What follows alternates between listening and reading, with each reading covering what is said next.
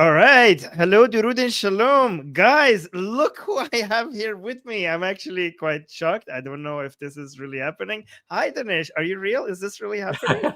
I am indeed real, and I'm very happy to be on your show. And thanks for inviting me. And hey, I hear you watched my film, so I'm eager at some point in our conversation to get your take on it. Yes, actually, I did watch it. It was the first couple of minutes was hard to watch. By the way, for people, I mean, everybody. Let me actually introduce you to our. I mean, you don't need any introduction. Everybody already knows you. You're a best-selling author. You're an award-winning filmmaker. You are a former Reagan White House advisor, right? And everybody like knows you. But so given that, so let's actually talk about more your film. Given that everybody already knows who you are. So yes, I watched it, and I saw I thought I saw most of the footage from October 7th, but you had some that I didn't see before, and it was like it was hard to go get through the first couple of minutes because it was so vile and disgusting what Hamas has done. And then once we got to the rest of the show, I mean, so I told you before the show that I'm an ex-Muslim Iranian atheist. So it seemed like the audience of the movie was more for Christian, but I enjoyed watching it anyways. It just there were some parts of it. I support Israel, and my support for Israel comes mostly from non-religious arguments. And I think us non-religious people have plenty of good reasons to support Israel. But it was interesting for me to see some Christian arguments. But do you think like the movie was mostly for a Christian audience, or do you think people atheists like me would get something out of it as well?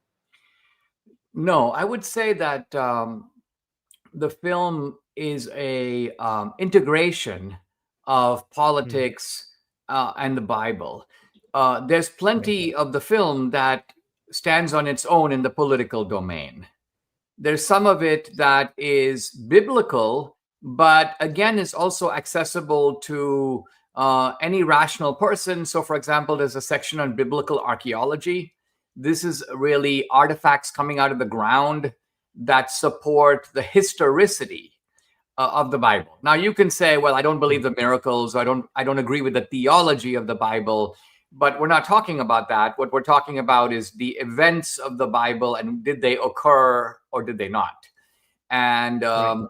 so my mind is largely secular, even though I had Jonathan Kahn, who wrote the book called The Dragon's Prophecy. He is very much into, I would call it, biblical exposition and even biblical prophecy.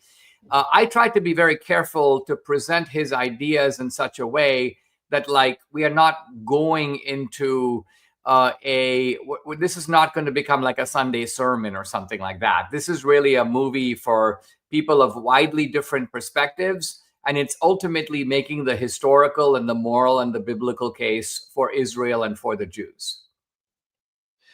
Right. So I saw some parts that your defense for Israel made sense to me as an atheist. But by the way, for people who don't know, The Dragon's Prophecy is a great movie. It's already out. Even if you are not a Christian, I think it was very educational. Even if uh, you're not a Christian, you learn about the perspective of why the way Christians defend Israel beyond the already existing secular reasons. And do you want to actually tell people a little bit about the movie and where they could find it before I ask my questions? Sure.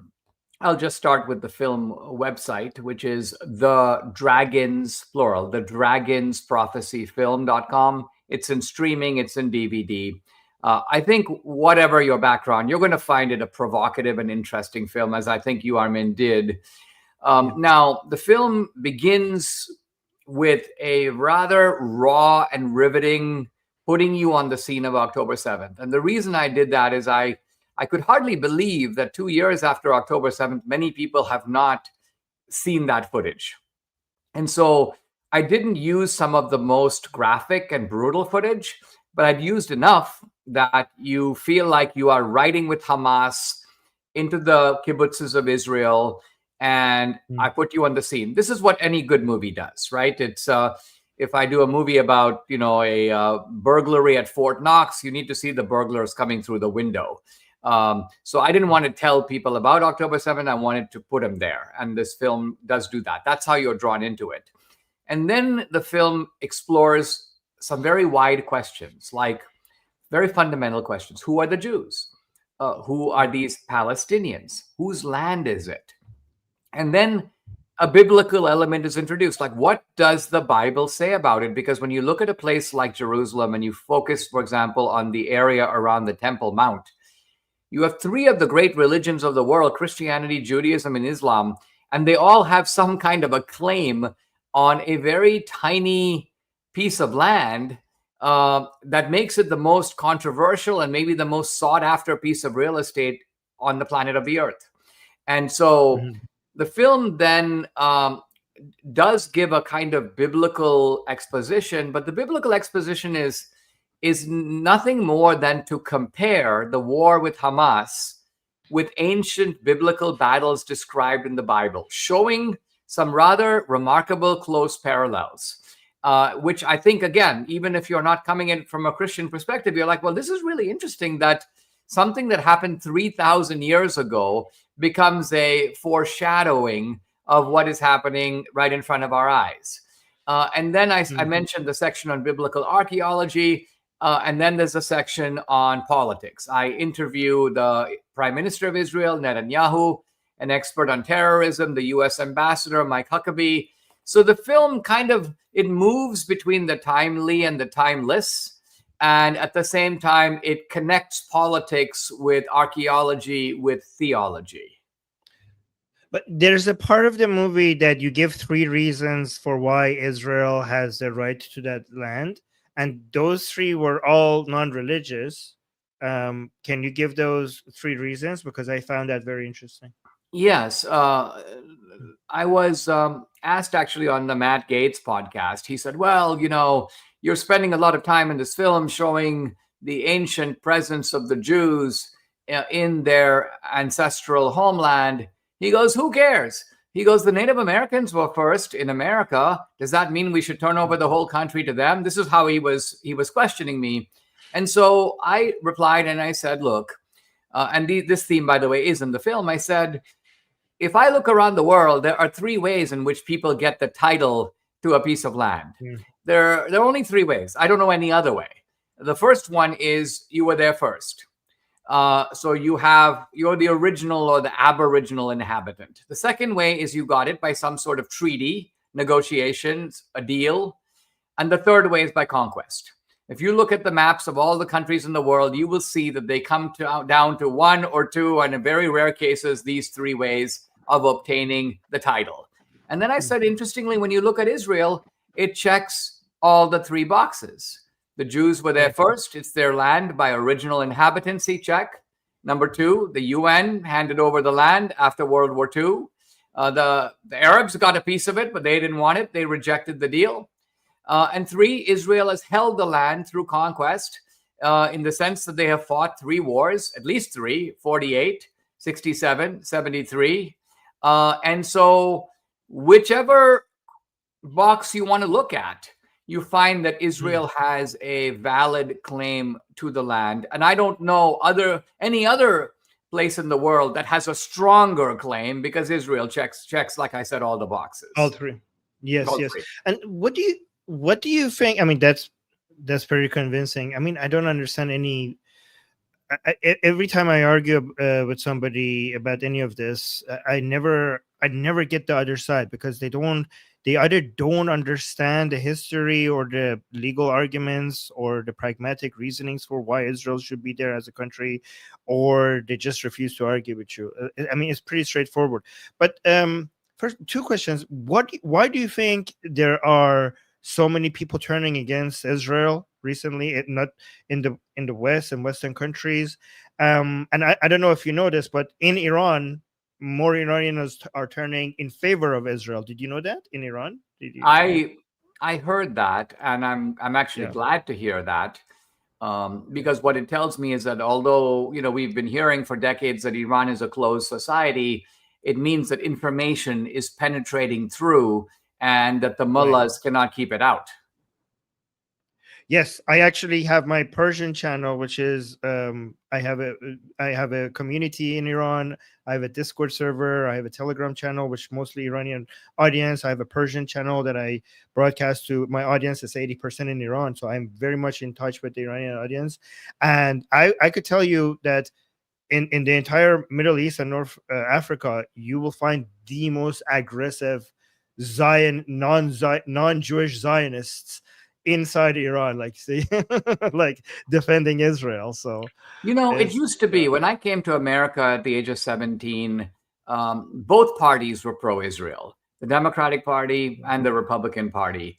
And so there was, for all the disagreements between the two parties, they were at one on that issue. Ironically, what's happened is that over time, the anti-Israel sentiment has strengthened in the Democratic Party, in part because the left, the political left, has and made. the Republican. Well, I'm gonna come to that because the Yeah. Republican is more recent, Yes. and it has not taken over the Republican Party, but the people who are doing it would like to do that, and so we have this scary prospect to me that, in a sense, both parties could come to agreement again, but this time not pro-Israel but anti-Israel. Do I think that's going to happen? No, but it is a fight. Now, the reason for the left's alliance with the anti-Israel movement is because the left is making common cause with these radical jihadis. There's no other way to look at it. The left's has made a pact with people like Ilhan Omar, for example, and it is sometimes called the Red-Green Alliance, the red referring to sort of socialism or communism and the green referring to the Islamic dimension. So there's an ideological bond, even though the cultural left and the jihadis have very different goals, but they are united in certain common hatreds. And as a result, they have formed a political pact or coalition together. What is harder to explain is the rise of anti-Israel and anti-Jewish feeling on the right, because it doesn't seem to make political sense. Why would you want to put a wedge between Christians and Jews? Why would you want to put a wedge between America and its longtime ally, Israel? It is not in the American interest to do that. It's not in Trump's interest to do that. It's not in the interest of the movement called MAGA or Make America Great Again. And yet there are people who are very persistently doing it. And I, for one, am trying to at least publicly argue against them. This already happened to us in Iran 46 years ago, because we lost our country because of the left and Islamic alliance. I mean, you guys call it red green. We used to call it our Shah, our king, back then called it the red black alliance. Like, I think this is new to you guys because we already went through all of this in Iran, and we call it red black because our Islam is Shia and the color, their color, is black. And he called it, he coined it the unholy red black alliance. And we Iranians lost an entire country because of this alliance. And we are now trying to warn the rest of the world, because a lot of Europeans and people in Canada think that this will not happen to them. But in 1978, if you were in Iran and you told people that this country is going to turn into an Islamic tyranny, people would laugh at you because of the level of progress that we were making in science and modernity and in rights and like nobody would imagine that, and it happened. So I think you guys should use what happened to us as a warning to, like, we should use us Iranians, because we are like going around and shouting everywhere, like, guys, you should take this very seriously. This could actually take down your country. I don't know. Do you think I'm fear mongering? Is it too much? No. I think that, if one were to write a book on the Red Green Alliance, you would want to make the Iranian chapter the first one, because, as you say, it was a preview of things to happen later. Not only that, but when I came here in 78, all of this was just getting started. And I remember Jimmy Carter, who was just a pompous ass. And he was like, well, the Shah is a dictator. He's got the Savak, a secret police. We, people of conscience who support human rights, cannot support the Shah. So this buffoon, Jimmy Carter, pulls the Persian rug out from the Shah, and we get Khomeini. right? Talk about going Yeah. from the frying pan into the fire. Talk about, and I've talked about this in the years past. All politics is based on the principle of the lesser evil. And the one thing you want to avoid is in trying to get rid of the bad guy, don't get the worst guy. So Iran has been suffering now for what? Basically 40 years plus, 46. 46 years, partly because I think of some internal weaknesses, but also because the United States, I think, played a very destructive role in accelerating the fall of the Shah and the rise to power of the Khomeini regime. Well, just to be clear, the Shah was not the lesser of two evils because he was not evil. No, I agree with that. All the things, yeah, the things that they tell him about the savak and the torture, they were basically leftist propaganda at that time. Like if you go and look at all the lies, I mean, there were actually investigations of Iranian prisons. Because the Shah, when all these accusations against his torture in prison, he said, "Come investigate my prisons." And they asked for prisoners to ask them what they're complaining about. Some of them were complaining about the brand of the cigarettes. Some people didn't like the soap that they were using. I mean, the problem with Shah was he was actually too kind to some of these terrorists, like people who did explosions on civilians that got 2 or 3 years prisons.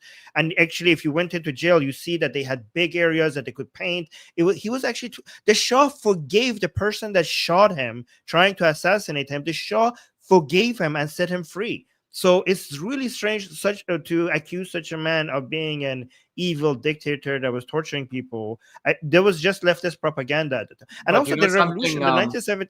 Yeah, go on. I was going to say, but the interesting thing about what you just said is that to me, that exactly parallels what happened with the Romanovs and the Bolsheviks. Because if you go to Russia, the Romanov dynasty, the Tsars, were like the Shah. They could have shot Lenin and Trotsky, both.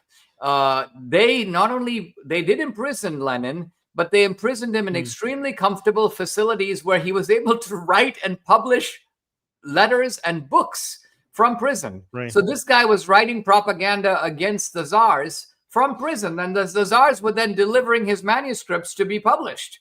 So, as you say, it is not the fact that these people were too tyrannical. In some ways, you could argue they were not tyrannical enough. Otherwise, they could have stopped worse things from coming down the pike. Yeah, when Khomeini was in Iraq, Saddam offered the Shah to kill Khomeini, and Shah said, "Do not do that. Do not." He stops that, and then when he was in Paris, like he actually called to make sure that he's actually being taken care of and he's okay, which is insane. I mean, there's also another parallel. Like you see how much hatred against Israel is risen everywhere in the world. This is exactly the atmosphere that was Iran was in against the Shah. Like you had the Islamic forces and the mullahs and the leftists, and also the revolution was originally only leftists, and then later it became Islamic. But it was original, like they call it the Islamic Revolution, but it's more accurate to say the leftist Islamic Revolution of 1979. The only reason why we remember it as the Islamic Revolution is because every time when the Islamic people get in power, they eliminate the left once they don't need them anymore. So, and also the left should learn the lesson from the revolution, because like you guys are not going to be sharing power with them. They're going to get rid of you once they use you. I was just thinking that exact point, but you already made it, and so I don't have to. But yes, that's very true. Look, my argument for U.S. support of Israel is that the Israelis are on the front line of fighting radical Islam, and they do it quite well. I mean, what small country could take on terrorism in the Sudan, in Yemen, in Qatar, in Turkey, in Iran, in Gaza, in the Judea, Samaria, and the West Bank simultaneously? I mean, Iran is 8 times larger than Israel, and yet most of the work in clobbering the Iranian military was done by Israel. The U.S. comes in at the end, can I borrow your, B-2 bomber for 48 hours? Fine, that helped. But the truth of it is Israel did a lot of good work that's a great benefit, not merely to Israel, but to the United States. And one of the things I'm trying to make the point in America is that the reason Israel is so good at this is that they live in a really bad neighborhood. You know, if you live in a very bad neighborhood, you learn to look over your shoulder, you learn to carry some mace with you, you learn to lock your car, you learn to put your alarm on when you go to sleep, you learn to sleep with one eye open. Americans are too fat and happy, and they don't do any of these things because they don't live in a really bad neighborhood. And so America is much less effective in fighting radical Islam than is Israel. Do you think that the bombing actually helped? Because it seems like Israel was doing such a good job, and I actually celebrated when the B-2 bombers got involved. But then what Trump did is that he used that as an excuse to say that, okay, I done it, it's over, and then he held Israel back. Like Israel was almost finishing the job in Iran, getting rid of the Islamic Republic, and Trump later on came and bragged about that he saved Khamenei's life.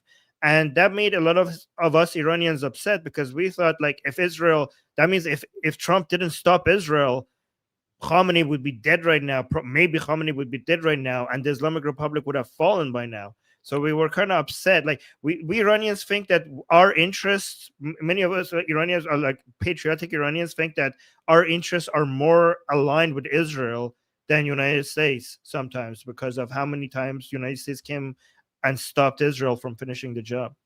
Look, there is I agree with you on this, and I think that it would have been better. You have already done 90% of the work. Let's finish the job, right? Remember, by the way, in the first Gulf War of the 1990s, I'm a little older than you, but in the first Gulf War, Saddam Hussein had invaded Kuwait. And the United States assembled a massive coalition of countries, many Arab countries, to eject Saddam Hussein from Kuwait. And those armies could easily have pursued him all the way to Baghdad and toppled the regime. No, they stopped, allowing Saddam to regroup, regain his strength. And then, of course, later, George Bush the son, and you know the rest of the story. At the end of World War II, George Patton had said, in effect, look, we picked Hitler as our main foe, and that was correct. And we allied with Stalin, but Stalin is not a lot better than Hitler. This guy is also a mass murderer. Yes. And here we are, our armies are already in Europe. We've already toppled the Nazi regime. Maybe we should keep going. But the United States was like, and this was Eisenhower, no, the war is over, come home. So there are some, I think, parallels where it's very interesting to think about what the world would be like had the decision gone the other way. And I agree with you. I think for the Iranian regime to fall would be good news for Iranians and good news for the world. Do you think that would happen? I wish that Trump had let Netanyahu finish the job. Right. I think that Trump is, the thing about Trump is that he is capable of doing things where he will pull a rabbit out of a hat. I mean, he will achieve something that you didn't think is possible. But on the other hand, sometimes his goal is a little different, right? His goal may be, I want to stop the fighting. Well, that is a goal, and it's a worthy goal in a certain sense. But one way you really stop the fighting is you defeat the bad guys who are the root of the problem. And that is better than getting everyone to sign on a dotted line and you have a peace treaty. But I think you know as well as I do, and I think Trump knows too, that this peace treaty is a little fragile because the underlying incentives and the underlying motives of Hamas and of the jihadis in general remain intact. I don't even think there's a peace deal that I don't think it even exists. So I don't know if there's, I think fragile is giving it too much credit. Well, I mean, there was the swap, right? The swap did occur. Where that's okay. So that's what I celebrate. The release of the hostages. So the hostage release is what we celebrate, but a peace deal is not. Right. because the only reason why we got to the point where the hostages are being released is because of IDF's amazing work in getting the Hamas to the point where they're basically crawling to Trump to come and save them from the IDF, right?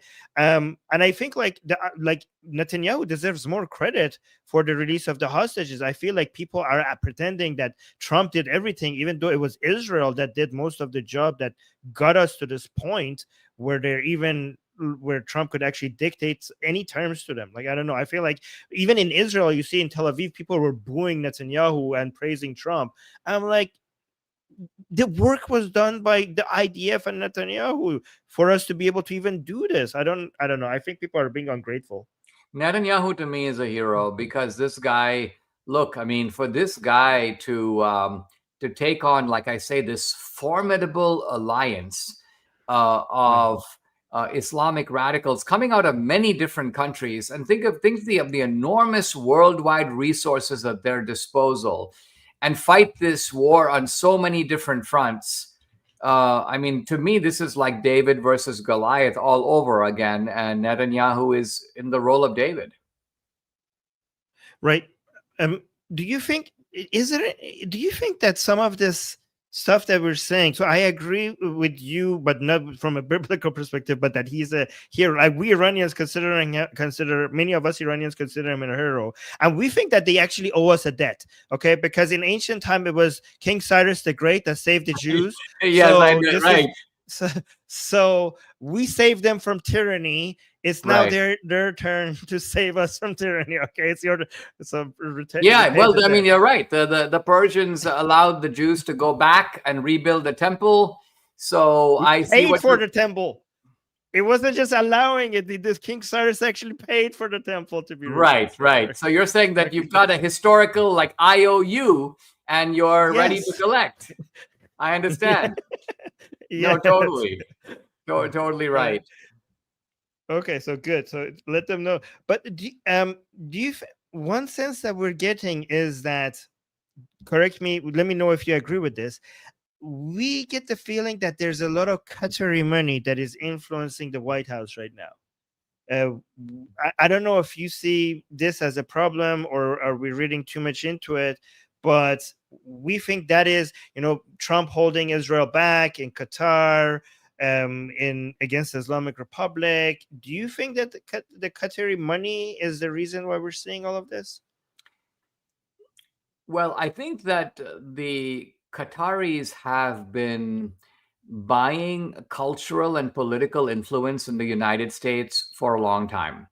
And, it's interesting that on social media these days, and this happens to me as well, people just make these false, you're getting $7,000 from the Mossad, Dinesh, all this stupidity, which is not even worthy of a response. I haven't taken one penny, but what I'm getting at is while they're saying that, Israel is paying social media influencers, the truth of it is Qatar is buying like entire political science departments, entire universities. Right. Texas A&M, they gave Texas A&M a boatload of money to create a Qatari campus of Texas A&M. So what's happening is Qatar recognizes that if you want to buy influence in the United States, buy a Hollywood studio, buy a part of the music industry, buy real estate, take over universities, take over media institutions. And Qatar is doing all of these things, or at least having a lot of influence in these areas. So now we come to the question, which is, what is the Qatari influence on Trump? My opinion is this. It's not that Trump can be bought with Qatari money, but I think Trump thinks that because he is the great real estate, like mafia boss, that he can cut these deals with all these people. And even though they are dubious and shady characters and they may have their own agenda, Trump's view is you can't outsmart me. You're not going to tell me what to do. Yes, I can take your plane and I'm still going to do whatever I want. So I think Trump thinks that he is free of this kind of influence. But I wouldn't necessarily say the same about all the members of the U.S. Congress and the Senate, because those guys are not Trump. They're not billionaires. I mean, Trump can call a dozen people who will put, I mean, think of the one guy, Trump makes a phone call and a guy puts $130 million to pay military salaries during the government shutdown. So Trump is not that vulnerable to needing Qatari money. But there are congressmen and senators whose campaigns could sure use an infusion of cash. So I'm not going to write off the idea that Qatar has way too much paid influence in the United States. Right. I mean, even if they are billionaires, I don't know a single billionaire that thinks that they have enough money. Like they have enough I mean, they didn't become billionaires by ever becoming satisfied with how much they have. So well, that's true. They could always have more. Yeah. I think the best response to $7,000 is to claim that I actually get paid $14,000 because of how good I am for each post. That's right. My rate is a lot higher. Really? Come on, man. $7,000. That's the discount rate. That's for the guys on the bottom of the barrel. Yeah. Look how many followers I have on X, you know? Yeah, I mean, you do. By the way, can you follow me on X? That would be such an honor. Yeah. No, I'll be delighted to follow you. Now, what is your handle? Is it your name? Yeah, Armin Navabi. Yeah, I'm just making sure. In fact, fantastic. I will do something very funny, which I never do when I'm on a podcast. I'm actually going to go to your account right now. But keep talking. I'm listening. Okay. And then you can I'm just going to make sure that I got your name spelled right. Armin Navabi. There we go. There we go. I found you. Fantastic. Okay, I just followed you. Okay, good. Fantastic. I will. Okay, after the show, I will give you the link to the show that we just did. If you could post it, that would be fantastic. I'm delighted. Yeah, sure. I'll share. Thank you so much. What's your prediction? What do you think? Do you think that Iran is the key to all the problems that we're facing? Because that's what I keep telling. I mean, I'm biased because I'm Iranian, and we Iranians want to basically get Iran freed from the mullahs. So you can't. Maybe I'm not a very good source to rely on. But what do you think? Because the way we see it is that most of these problems are coming from Tehran, right? The Houthis, Hezbollah, support for Hamas, Qatar, Hashd Shahbi, Zainabiyun, Fatimiyun, everything is somehow tied to the mullahs in Iran, right? And if we basically get rid of the ayatollahs, not only would we be freeing the Iranian people, we would also be living in a world that the Jews in Israel will finally get to experience how it feels to live without an existential crisis, not knowing whether their country will survive or not, right?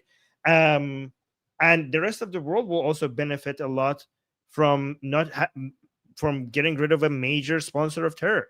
Don't you think like basically supporting Israel and also supporting the Iranian people and also supporting the bond between the people of Israel and the people of Iran? Because right now there's a huge bridge that is being built.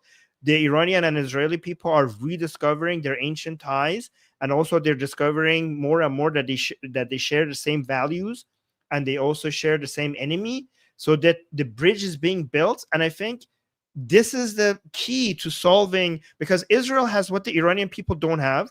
The Iranian people want to get rid of the regime, but they don't have any weapons, and Israel has the best weapons.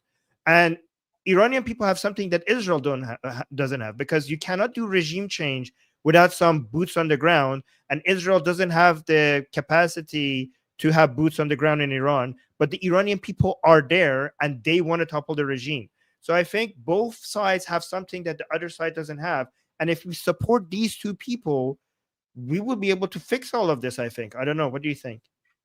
Yeah, so let me put this in a bigger context. The way I look at it, I'm obviously looking at it from the outside. I see the Middle East and the region, and I say there are really three big and important countries in the region. Saudi Arabia is not that big, and it normally wouldn't be that important, but it's important because it's very rich, and it's important because it has the two Islamic holy sites. So Saudi Arabia is number one. Egypt is number two. And Iran is number three, meaning these are the three big players in the region. Even if you were to look at a map of the world and ignore ideology, you would reasonably predict that these three countries would be the ones jostling for influence and trying to dominate the region. Now, with regard to Israel, right now, only one of them, Iran, is not only an adversary, but has a global ideology that is an inspiration to the jihadis everywhere, right? Because Iran was the first country to get a hold of a major state. The second country was the Taliban. And now, of course, Turkey is also kind of moving in the Islamist direction. So it would be very demoralizing for the Islamic radicals for Iran to fall, because Iran is their linchpin. Iran is the first and most powerful state that is controlled by radical Islam. So it would be a huge victory for freedom to topple the mullahs. It's very interesting what you said about the fact that Iran and the people of Iran and Israel have kind of something to offer each other. I never quite thought of it quite that way, but you're quite correct that in the end, no country can be freed against the will of its own people. So if Israel does something, let's say, for example, Israel conducts a military operation, overthrows the mullahs, it's going to be up to the Iranian people ultimately to rebuild and be the foundation of the reconstruction of their own society. And I think what you're saying is that despite 70 years, or not 70 years, 45 years of Islamic control and indoctrination, they have not made the mind of the Iranian people captive, which is a really good thing for me to hear.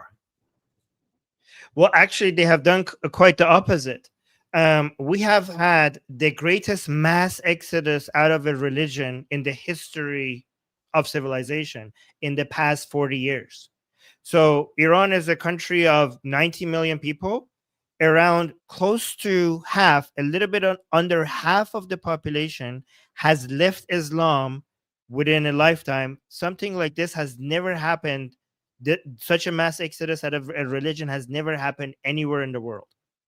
And it has all happened because of people's experience with Islam under the Islamic Republic.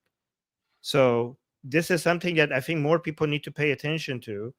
I would say, actually, there is nowhere on earth where people hate Islam more than Iran. And I'm not talking about hating Muslims. I'm talking about the religion, not the people, right? Like Right. I mean, one question that, yeah. when we started this conversation, one question that crossed my mind when you described yourself as an atheist and an ex-Muslim is, I thought to myself that, look, I actually know a fair number of Persians and Iranians who have become atheist, but they have become atheist in rebellion against not only a religion that is perceived as tyrannical, but they have seen the manifestation of that tyranny in an actual society, namely Iran. So in some ways, your atheism is the most understandable atheism in the whole world, because who wouldn't want to exit that kind of a regime? So that to me is very interesting. But it does. And that's why I think I was curious to see your response to my film, because in the film, even leaving aside like theology and so on, you're kind of exposed to the roots of Judaism and the roots of Christianity, which in some sense come out of the same soil as Islam, but Islam steered it in a very different direction. And also introduced all these elements. I mean, if you take, for example, the very famous story in the Old Testament, in the Hebrew scriptures, of Abraham and Isaac, basically what happens in the Quran is the story is changed. And so now it's not Abraham and Isaac, it's Abraham and Ishmael. Well, obviously, since Islam came along many centuries later, you edited that earlier text and added your own spin. Well, not mine. No, not yours, Theirs. but you know what I mean. Theirs, yeah. So anyway, to me, this is all very fascinating, and I am interested in it primarily from the political. Most of my work has been really political. This is the first time, by the way, I've made a movie that connects to the Bible. But I do think that in this case, because we are dealing with so many claims about the sacred, the rebuilding of the temple and the red heifers and the end of time, the biblical aspect of this film and this story is relevant. Right. Speaking of history and things that are relevant to the past. Um, Another thing that the Iranian people want is to go back to like, you know how the history of the Jews is to go back to what they had before. We Iranians are feeling the same thing, but not something that was 2,000 years ago, something that was 46 years ago, right? So the Jews were successful into, you know, recreating what they had, something like they had before. I mean, even better, actually, I think, because back in the day, Israel was part of other empires. Now they have their own complete independence as Yeah. a nation state. So I think it's even better. But we also are experiencing the same thing, but something shorter. And we want to go back to the past, and we want to bring back uh, the Pahlavi rule, basically. This is why a lot of Iranians who support Israel also support Prince Reza Pahlavi, the son of the former Shah. Are you familiar with Prince Reza Pahlavi? A little bit. I mean, in fact, interestingly, I was invited just recently to speak at one of these free Iran events in New York. And it was, unfortunately, number one, it was at short notice. And number two, it was an outdoor event. And you can imagine that after Charlie Kirk's assassination, some of I us are know. like, Yeah. we have to be just very cautious about this kind of thing. But no, that was my. I'm aware of it a little bit, and I'm eager to learn more about it because Right. because that seems to be a movement, as you say, that's gathering a lot of force. He has right now he has the highest amount of support among Iranians compared to anyone else, and he is pro-Israel, he's pro-West, he's for secular democracy and preserving Iran's border integrity and for human rights. And his team is constantly. He has visited Israel. He has met with Netanyahu. His team just recently went to Israel. Israeli government is supporting Prince Reza Pahlavi's team. So I mean, wouldn't it be great if we get to? I mean, if Prince Reza Pahlavi comes back to Iran and we get back to where we were, imagine if instead of Iran being a problem, Iran and Israel are working together, fighting terrorism together in the region, becoming allies again. Wouldn't that be a beautiful thing if that happens? If we get to witness that in our lifetime? It would be incredible, not just for Iran, but I think that the ripple effect would stretch to Yes. Afghanistan. It would stretch to Pakistan. It would stretch into North Africa. A lot of problems that we're seeing now, as far away in places like Nigeria and the Sudan, would be influenced by it. So you are talking about one of those epical events. And I was there when the Shah fell, abdicated, Khomeini came in. I don't think that many of us who saw that event, and I was just in my early 20s, could have predicted that this Iranian revolution would have lasted as long as it has. It Right. somehow consolidated power. It somehow neutralized opposition. There seem to have been some waves of disturbance over the decades, but nothing strong enough to really shake the regime. Would you consider having Prince Reza Pahlavi on your podcast as a guest? Yes, I would consider it. Now that I'm Yeah. following you, you can actually message me and Okay. let's talk about it, okay? Because I'm open to the idea, and I'm intrigued by this notion of a free Iran movement and what might be the things that are needed to bring it about.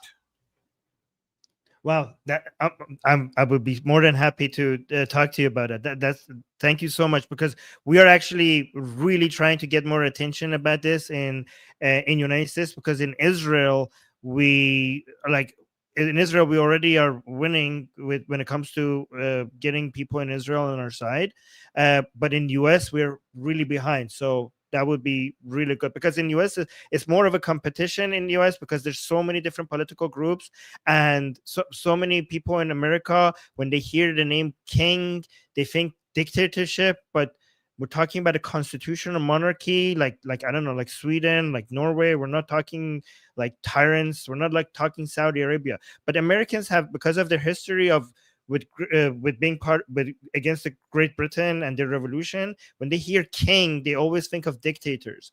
But this is not Yeah. what the Shah was. Yeah. No, no, I understand. No, I mean, look, as a student of like ancient history and philosophy, there was always a distinction going back to Aristotle between a ruler and a tyrant, and the Right. difference is that a ruler, whether it is a single person, a monarchy, or whether it is an aristocracy, let's just say a hereditary rule of aristocrats, the issue was whether or not the king or the aristocracy was ruling by laws that were applicable even to them, or whether you have arbitrary rule, which is the definition of tyranny. So Right. there is a long preserved distinction between monarchy on the one hand and tyranny on the other, even though you're right, because of American history, it's a little blurred in the mind of Americans. Americans tend to see any form of one-man rule, even if limited, even if checked, as being kind of inherently tyrannical, and that can Yeah. be a wrong way to perceive it. Yeah, I mean, technically, it wouldn't be one. We would have, if first of all, Prince Reza Pahlavi doesn't even is not even fighting to be king. He's fighting for a referendum. He wants to bring sovereignty back to the people, and the Iranian people will have a referendum and on whether or not they want a monarch, they want a monarchy or a republic without a monarch.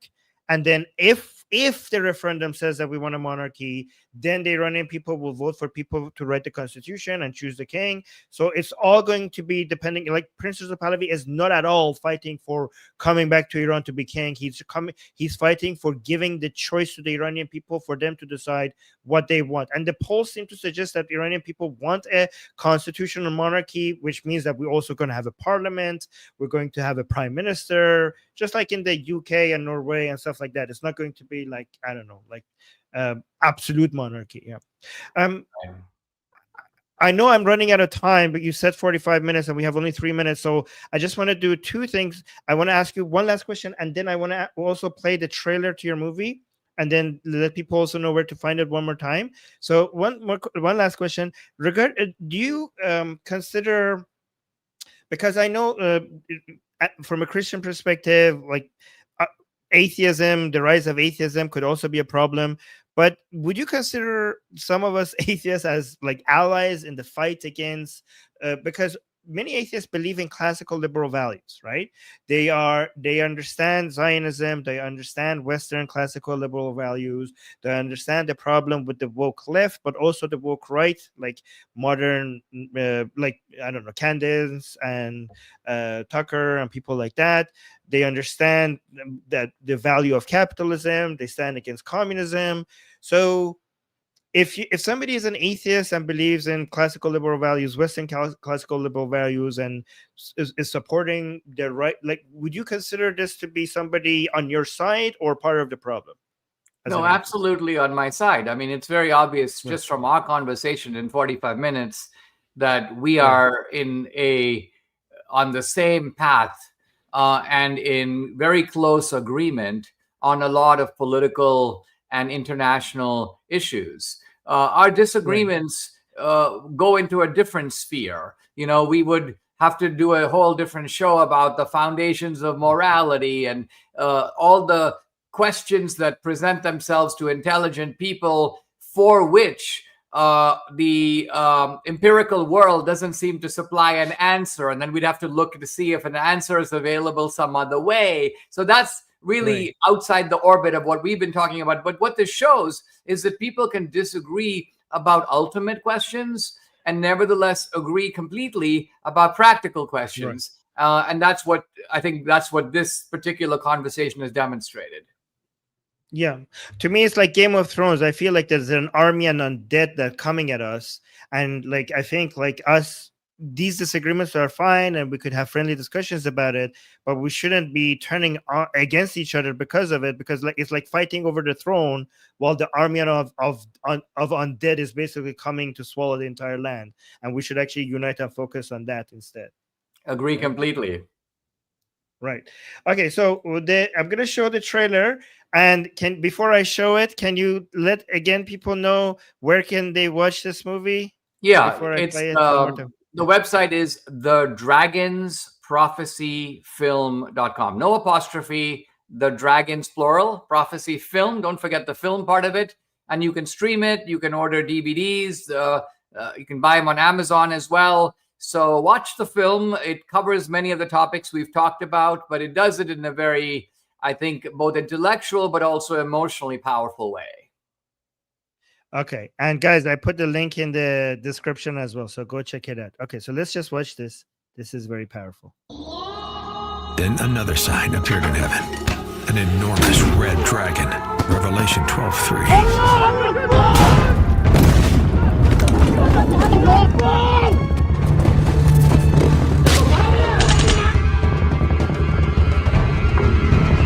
Once again, an armed attack in the Middle East, but this time it's different. October 7th was the devil's holiday. It's very hard to believe what happened, even though I was there and seeing with my own eyes and seeing them laughing and killing and having fun with it. Because if you don't open the door, they are going to kill you and they are going to kill me, so please open the door. So who are the Jews? Who are the Palestinians? And whose land is it really? Could the fate of the world, of humanity itself, be somehow tied to this place? The nation of Israel is a resurrected nation. So what if there was going to be a resurrection of another people, an enemy people of Israel? The Bible speaks about this whole war as a dragon representing the enemy attacking a woman representing Israel. The civilian deaths on both sides represent victories on the part of the dragon. Hamas did everything within their ability to maximize the civilian casualty. We came back to a land that was largely barren and empty, and we brought it back to life, and we're going to keep it. The devil hates the Jewish people because they represent the existence of God. Because without that Jewish foundation, there is no Christianity. If we're approaching the end of time, God will reveal himself more and more dramatically. Speak back through the stones. The story that they've been telling is that Israel is a colonial project. The problem with that is the city of David. We are an inconvenient truth. Are you aware of any significant archaeological finding that contradicts the Bible? No. God's word stands firm. The dragon will not prevail. Your message here is become a dragon slayer. Based on Jonathan Cahn's #1 international bestseller, The Dragon's Prophecy.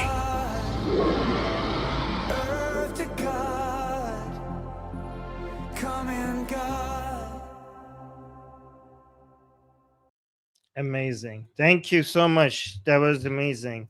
It's very interesting, guys. Go watch it. I enjoyed watching it, even as an atheist. I know it was like I enjoy learning about other people's views. So it was very interesting. And thank you so much, Dinesh. This was such an honor. I still can't believe that you're talking to me. It's like meeting a celebrity. So thank you again. Oh, well, thank you for having me. And I'm delighted you enjoyed the film. Maybe one of these days I'll come back and debate atheism with you, but that'll be for another day. All right. That would be I would be an honor. Okay. Thank you so much. Good talking to you. All right. Okay. Bye-bye. You too. All right. Bye. Let me close this. Okay, guys. That was amazing. That was amazing. I talked to Dinesh. Let me read the super chats. Tactic Zero saying humor is like food. Not everyone gets it. Stalin. Okay. Thank you for the super chat. And Mo the Goat is saying Dinesh legend. Armin legend in the making, I think. Baking or making. Okay, well, thank you so much, Mo the God. I appreciate the super chat. All right, guys, go watch the movie, and also please share this show to more people, because I'm still surprised that I just talked to Dinesh D'Souza. Okay, like the stream and share it. Love you guys and talk to you guys. Oh, guys, make sure that you come into our community. We have a meeting in about 24 hours. Link to our community is in the description. Okay, all right, guys, bye.